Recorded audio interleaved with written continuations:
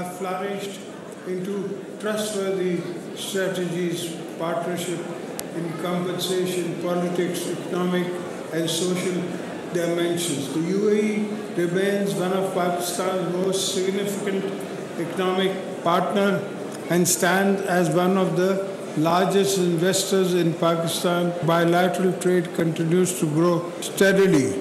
Ladies and gentlemen, we are eager to enhance cooperation with the UAE in key sectors such as information technology, renewable energy, agriculture and tourism.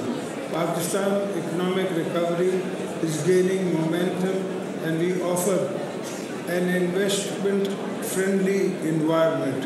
I invite UAE businessmen to explore the opportunities in our economy, including the Pakistan Stock Exchange, renewable energy and other promising sectors. In this momentous occasion, we celebrate UAE's achievements and reform our dedication to strengthen the friendship between our two nations. Once again, congratulations to the leadership and people of UAE, a remarkable occasion. Long live Pakistan-UAE friendship. Thank you.